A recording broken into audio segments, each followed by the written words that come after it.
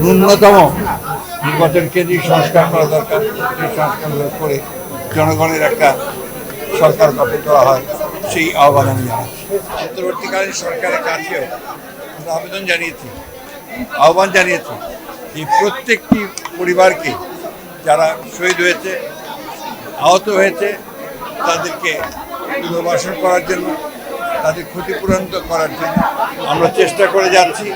আমাদের দলের পক্ষ থেকে এই ভিকটিমদের পাশে দাঁড়ানো, আমাদের পক্ষে যতটুকু সম্ভব তাদেরকে সহযোগিতা করার চেষ্টা করা। আমি এই অন্তর্বর্তীকালীন সরকারের কাছেও আমরা আহ্বান জানিয়েছি যে প্রত্যেকটি পরিবারকে যারা শহীদ হয়েছে, আহত হয়েছে, তাদেরকে পুনর্বাসন করার জন্য, তাদের ক্ষতিপূরণ করার জন্য, এবং যারা এই হত্যাকাণ্ডের সঙ্গে জড়িত, যারা হত্যার সঙ্গে জড়িত, তাদেরকে আইনের আওতায় নিয়ে এসে দৃষ্টান্তমূলক সাজা প্রদান করতে।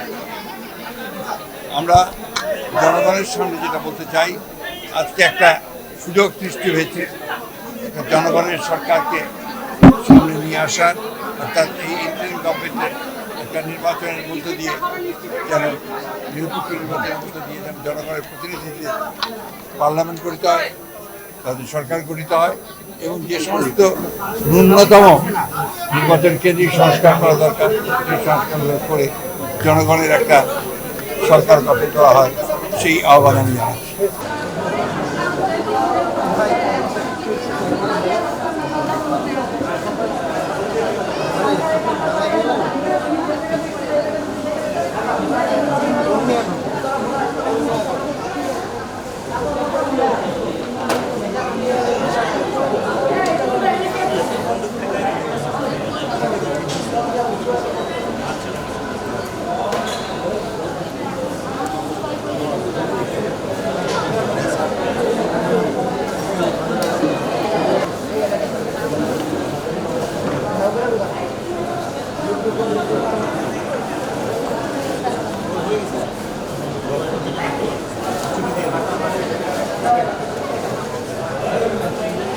মোবাইল লুকেন ভাই, মোবাইল লুকেন।